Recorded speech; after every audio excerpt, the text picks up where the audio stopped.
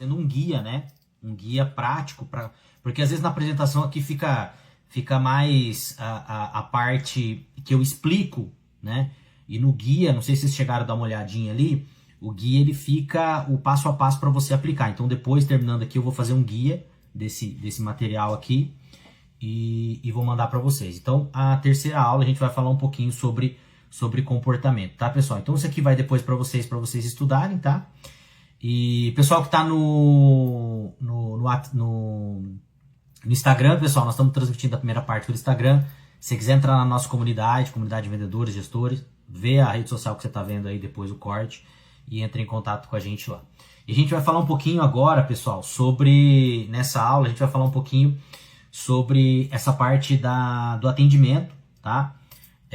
Fazer um passo a passo. Então a primeira coisa que a gente tem que entender, eu gravei um vídeo esses dias e até o Jeft, que ele tá lá na nossa comunidade, só que na segunda-feira ele não consegue participar com a gente, ele perguntou para mim.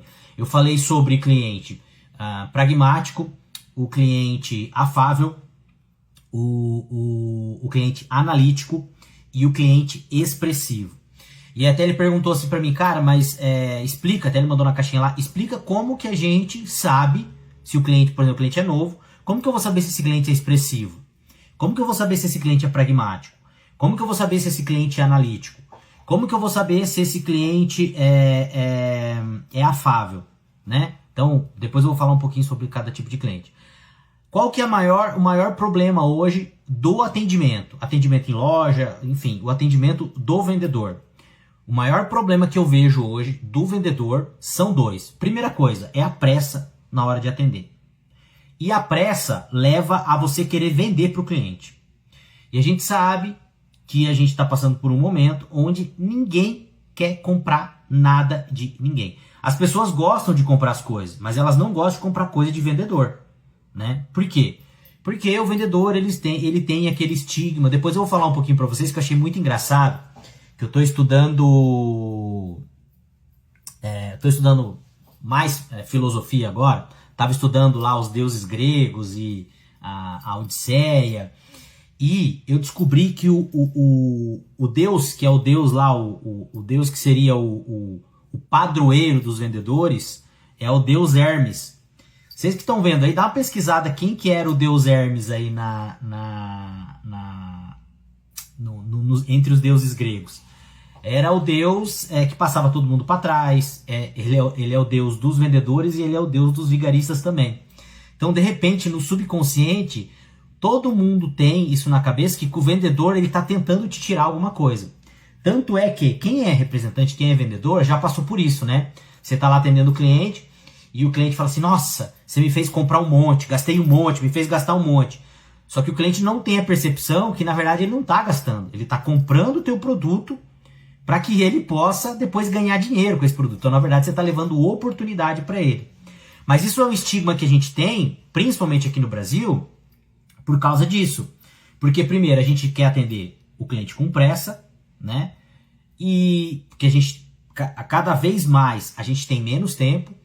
E segundo, a gente quer vender para o cliente. E a gente tem que parar de querer vender para o cliente. A gente tem que criar relacionamento com o cliente, né? A gente precisa entender aquilo que o cliente necessita. E muitas vezes é realmente não vender para o cliente. Ou não vender o produto que ele não precisa.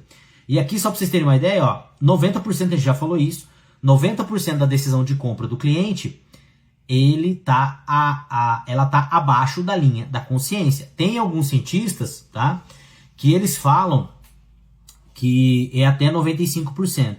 E 70% das decisões de compra, isso aqui você já deve ter escutado também, elas acontecem, elas são decididas dentro do ponto de venda. E muitas vezes, quando você se apressa também, você pode fazer com que o teu cliente não compre de você. Então, o que é importante a gente fazer com o cliente na hora de atender ele? Primeiro passo, tá?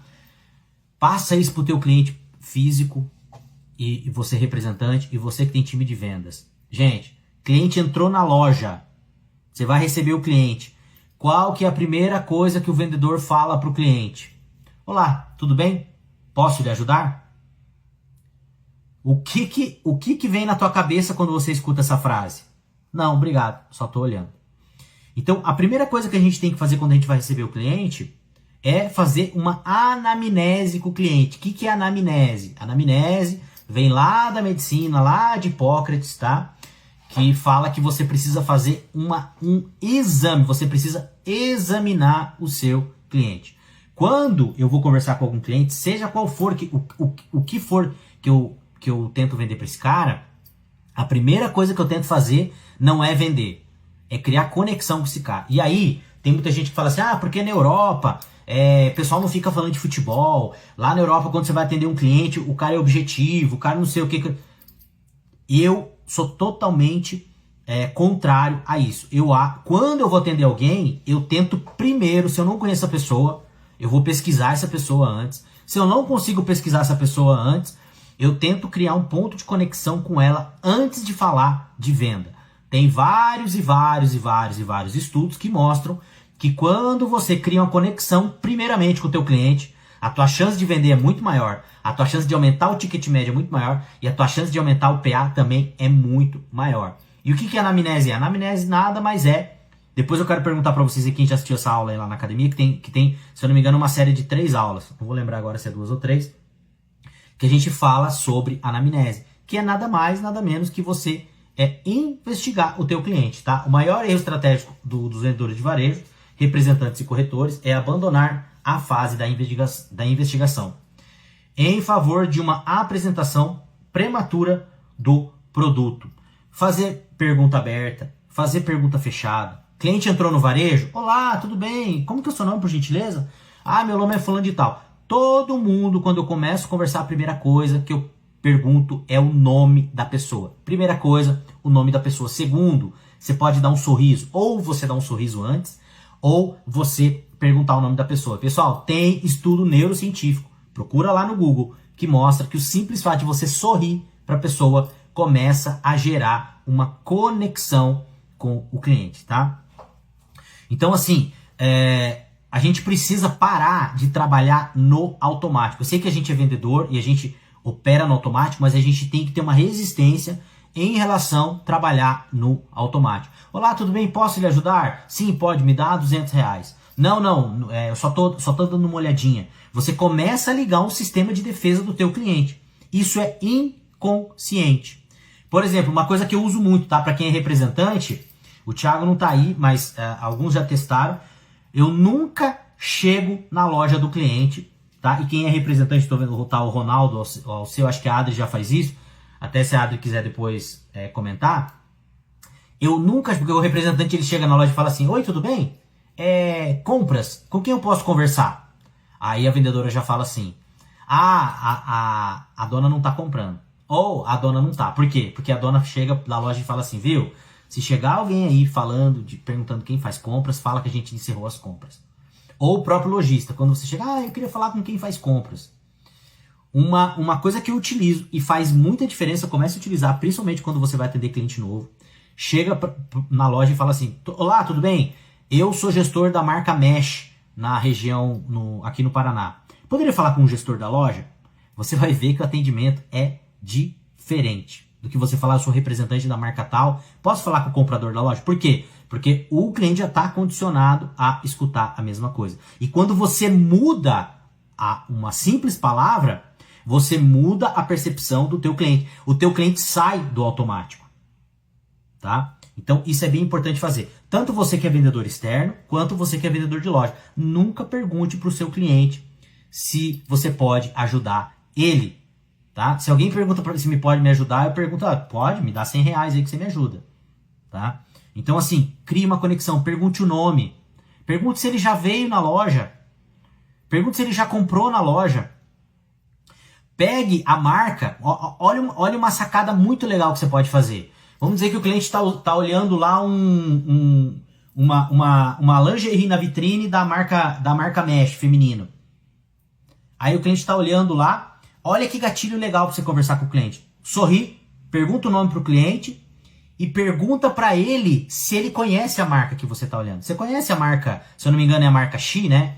Que é a marca feminina da Mesh. Sabia que a Mesh nasceu moda masculina, mas hoje ela tá migrando pro feminino, a gente tem essa linha, ou sei lá, a linha de fitness, alguma coisa nesse sentido, e começa a contar a história do produto que ele tá vendo na vitrine, isso te dá uma chance muito maior de engajar e de vender pro cliente. Pra você perguntar, o cliente tá entrando na vitrine, você olha do lado dele e fala assim: olá, bom dia, posso lhe ajudar? Gente, isso aí aciona um gatilho negativo na cabeça do teu cliente, tá? Números que justificam investigação, tá? Dados de empresas de alta performance como Hotspot. Hotspot é uma empresa de CRM, tá? Inclusive, tem esse CRM grátis para vocês baixarem, tá? Comprovo que o impacto direto da investigação profunda nas métricas de vendas, tá? Esses números não são teóricos, são resultados reais de times de vendas que adotaram anamnese na estrutura e investigação do cliente, tá? 7,4 a mais de taxa de fechamento, tá? Aumento comprovado quando a escuta ativa e investigação profunda do cliente, tá bom? Tempo de... Aqui seria ramp up, tá, pessoal? Redução no treinamento de novos vendedores quando o processo de descobrimento e de padronização, tá? O teu vendedor, ele acelera muito mais. Por quê? Porque quando ele começa a fazer pergunta com o cliente, ele começa a interagir. Quando ele começa a falar, ele começa a explicar para o cliente, ele está aprendendo muito mais rápido, tá? E 94% de taxa de ganho, tá? Maior taxa de vitória quanto a interação inclui vídeos e contato humano profundo. 94%, ou seja, você praticamente dobra a tua chance de vender, tá? 55% a 60%, tá? Percentual ideal de conversa ocupado pelo cliente. Vendedores top falam menos e escutam bem mais, tá? E aqui eu queria falar para vocês um pouquinho. Tem aula lá na academia também, tá? Sobre os perfis de cliente. Eu acho que eu falei um pouquinho na aula passada, né? Não lembro direito, vou falar, tá? Vamos lá. Cliente pragmático. Eu sou um cara pragmático. O cara pragmático não gosta de conversar. Quando eu vou na loja, eu já sei o que eu quero comprar. Eu não entro na loja se eu não quero comprar. O cara pragmático é assim. E se você ficar conversando muito com o pragmático, você vai desvender o produto para ele, tá? E como que você descobre se o cara é pragmático ou não? Olha principalmente na voz dele e no olhar dele. Cliente pragmático é acelerado. Cliente pragmático fica olhando para os lados. Cliente pragmático, você começa a conversar muito com ele, ele começa a desviar o olhar. Eu sei porque eu sou pragmático, tá? Então, o atendimento tem que ser mais rápido. Se o teu cliente é pragmático, não manda áudio muito comprido para ele no WhatsApp. Não manda muito texto para ele no WhatsApp. Por exemplo, quando eu estou atendendo um cliente, vamos dizer lá do escritório, que ele é pragmático, ele fala assim, viu, preciso fazer reposição da referência tal. Eu não mando o catálogo pro cara. Eu printo as folhas, que eu sei que tá aquele produto, e mando para aquele cliente. Porque se você mandar o catálogo, ele não vai folhar. Então, o cliente pragmático, você tem que dar... Não é que você tem que dar menos informação. A informação para ele tem que ser mais objetiva. Menos texto, menos áudio. Cliente analítico, eu sempre falo, esse aqui é o cliente que gosta de ler bula de remédio, tá? O cliente pragmático, se você mandar um texto muito curto, ou um áudio muito longo, ou um áudio, ou um vídeo, um texto muito longo para ele, ele vai se irritar. O cliente analítico é o contrário. Se você mandar um áudio curto para ele, ou se mandar uma mensagem muito curta para ele, pode ser que ele entenda que você não está dando atenção para ele, tá?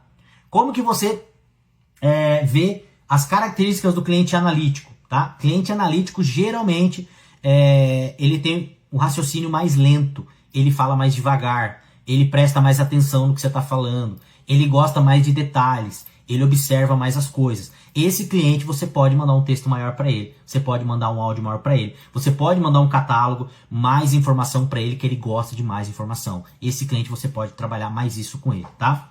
Cliente afável. O que é o cliente afável? É o cliente mais emocional, gosta de relacionamento. É aquele cliente que, se você deixar de responder a mensagem para ele 2, 3 minutos, ele já acha que você abandonou ele. Então é aquele cliente que tem que ter mais cuidado com ele, tá?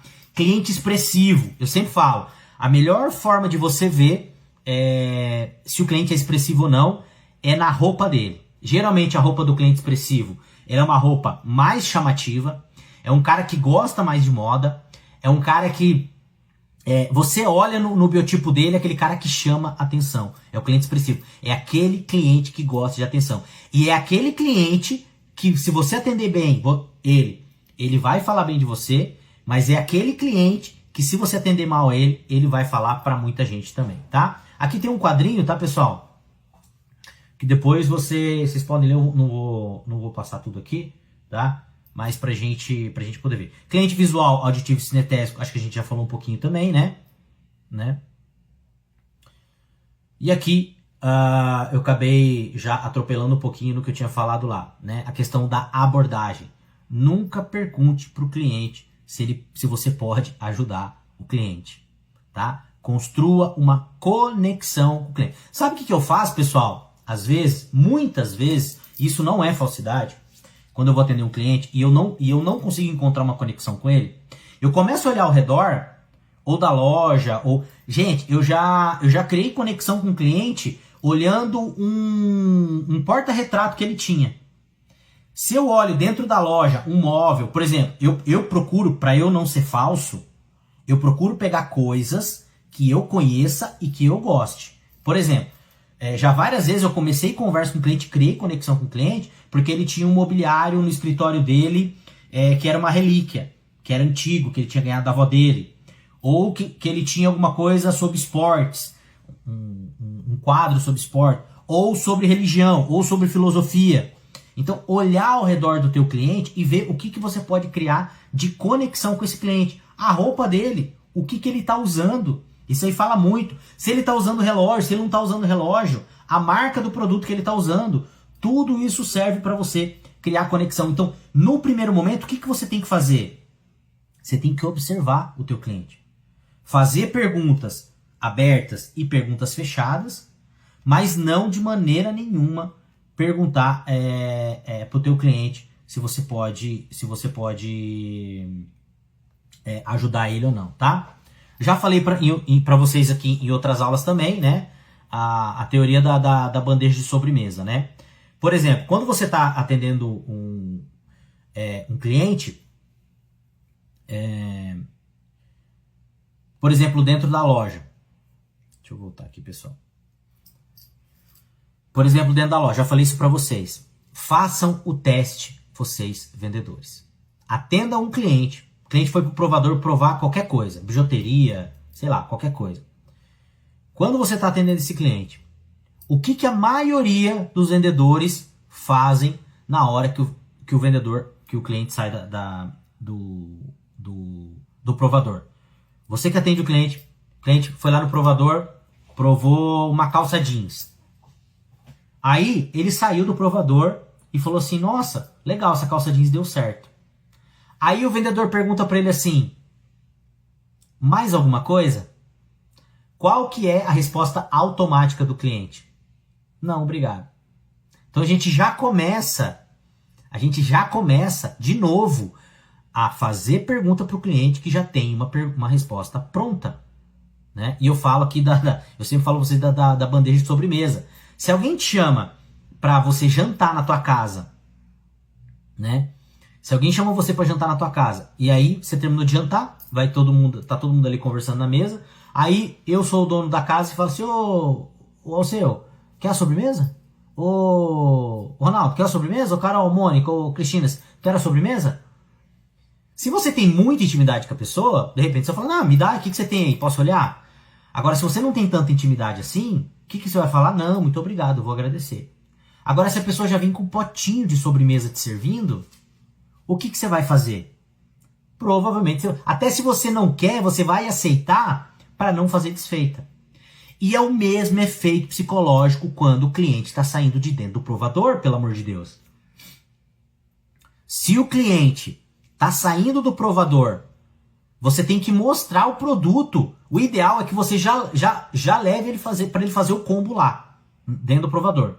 Se ele não levou por algum motivo, quando ele sair do provador, gostou da calça? Gostei. Olha só essa blusinha, que é da mesma marca, que é da mesma coleção. Olha só esse tênis, que é da mesma marca, da mesma coleção. Olha só, vai ficar maravilhoso.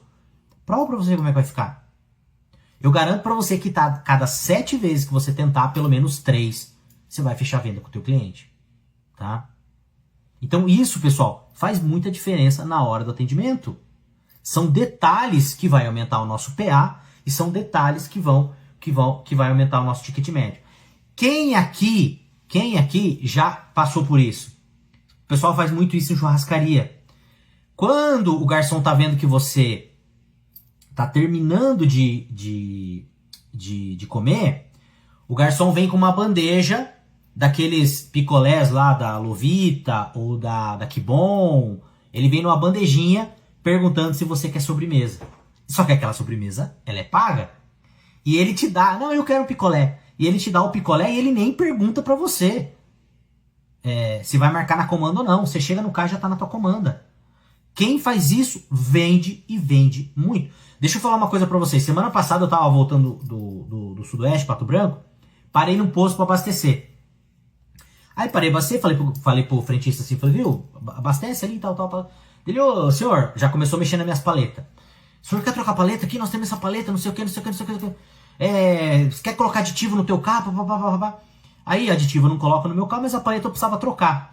E eu sei que você comprar paleta no posto é mais caro do que você comprar num lugar de autopeça.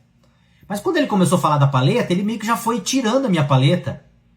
E eu pensei assim, falei, cara, mas eu não vou ter tempo no final de semana de parar pra trocar as minhas paletas. Quer saber de uma coisa? Falei, não, você tem troca. E o cara foi lá para rapidinho, trocou a paleta, fui lá, paguei. Acho que paguei R$150 na paleta. Se eu vou numa autopeça, eu vou pagar, sei lá, 90. E a hora que eu tava saindo ali pra ele, falei, viu, vocês ganham comissão, né? Dele, sim, a gente ganha comissão, não sei o que, você obrigado. O cara, ele não perguntou se eu queria trocar a paleta. Ele foi pegando a paleta, vendo que tava errado, e foi me oferecendo o produto enquanto meu carro abastecia. Então é isso que a gente precisa fazer com o nosso cliente.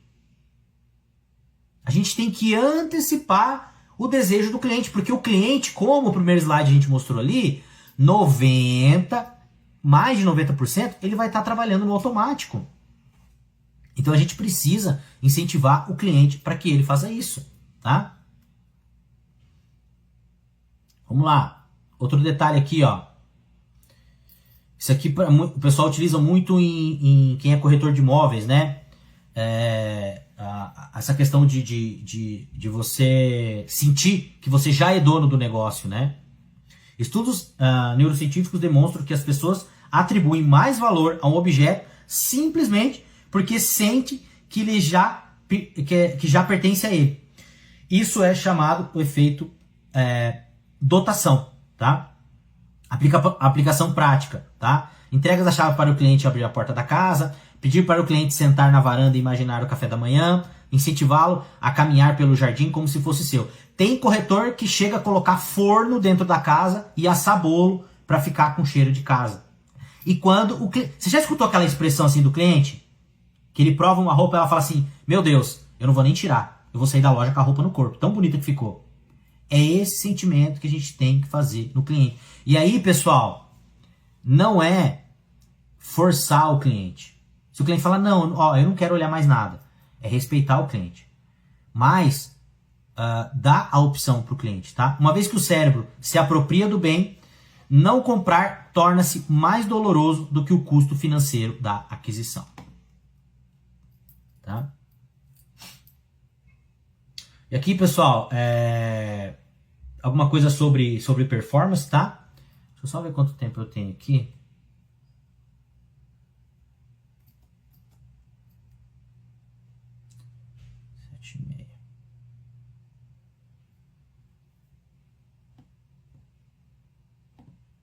Quase encerrando aqui.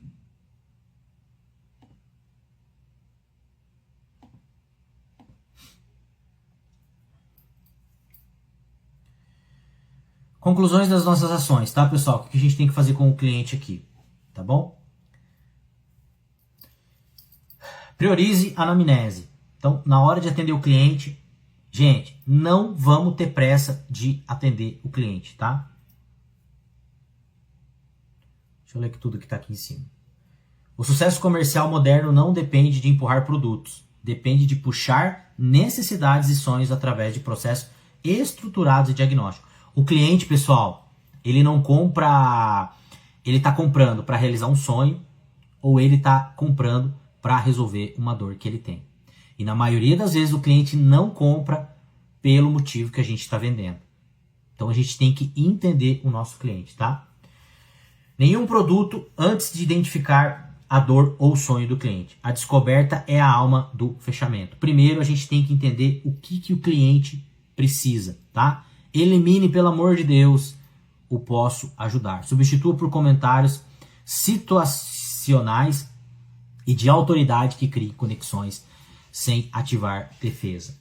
Se você não sabe o que falar para o cliente, dá um sorriso, pergunta o nome e começa a falar do produto que ele está olhando na vitrine, tá? Se ele entrou dentro da loja, converse com ele, pergunte para ele que tipo de produto ele está procurando, se ele tem alguma marca específica. Se você tem marcas âncoras dentro da tua loja, fale dessas marcas, tá? Então, adote, pelo amor de Deus, tire esse posso te ajudar. Gente, posso te ajudar é uma expressão preguiçosa. É quando a gente está com preguiça de atender o cliente, tá? Adote a bandeja de sobremesas, tá? No cross-sell, mostre o produto fisicamente, nunca apenas sugira verbalmente, tá bom? Identifique o perfil do teu cliente, tá? Se ele é auditivo, se ele é visual, se ele é sinestésico, se ele é um cliente pragmático, se ele é um cliente analítico, se ele é um cliente expressivo, se ele é um cliente afável, tá? Implemente ferramentas de CRM para que você possa atender o teu cliente, tá? Quem quiser utilizar CRM, eu gosto do WhatsApp Business, mas quem quiser utilizar um CRM tem o HubSpot, tá? O HubSpot, inclusive, você tem ele gratuito. Eu utilizo já há um tempo, aí agora meio que parei de usar, porque eu estou usando mais o WhatsApp Business mesmo, junto com a agenda, mas dá para usar o HubSpot também, tá bom? Resultado final, o cliente não se sente vendido, tá? Ele se sente comprometido e assessorado, tá? A palavra que eu coloquei aqui era outra, acabou ficando errado aí, tá? Essa é a vantagem competitiva definitiva na área de inteligência e da emoção. A gente precisa trabalhar a parte emocional do nosso cliente. Pessoal, uma coisa muito importante. Quando você gera emoção no teu cliente, emoção gera ação. Quando você gera a parte racional do teu cliente, você gera ponderação. Então, se você gerar emoção, você vai gerar ação. Se você gerar racionalização, você vai gerar ponderação. Por exemplo, muitas vezes eu vejo que assim, o cliente está lá, está fluindo a venda, e no meio o cliente não perguntou, o vendedor vai lá e fala preço. Quando você fala preço para o cliente, o que você começa a fazer? Você tira ele da parte da emoção e começa a colocar ele na parte da razão. Você estava conduzindo a parte emocional, que é a parte que compra, e aí você quebra, ele não perguntou preço, você quebra ele no meio, e aí ele começa a ponderar, realmente, esse preço que ele falou, será que eu consigo pagar? E aí você tira todo, né, aquele flow emocional que o cliente estava, e aí você fala de preço. Ah, mas se o cliente perguntar preço eu enrolo? Não faça isso como faz um monte de vendedor. Se o cliente perguntar o preço, você vai falar o preço para ele. Né? De forma nenhuma. É terrível, né? Aquele cara que fica... que não... inclusive, vou falar para quem é representante aqui, tá? Que acontece com muita gente. Quando o cliente está comprando e o cliente fala assim, viu, quanto que deu meu pedido até agora? Aí, já te falo. Aí o vendedor dá aquela enrolada e não fala pro cliente. Viu, eu pedi antes quanto que deu o pedido que você não me falou. Não, peraí, deixa eu ver aqui no sistema, viu? E aquela peça... Aí você começa enrolando. Gente, é desconfortável pro cliente. Se o cliente perguntar o preço, fala o preço pro cliente. Se o cliente não perguntar, continua levando ele no flow até fazer o fechamento da venda, tá? Nós compramos com a emoção, nós não compramos com a razão. A razão ela serve simplesmente para depois corroborar a ação que a gente tomou como vendedor, ou como atendente, ou como vendedor, ou consultor, né, do nosso cliente. Pessoal,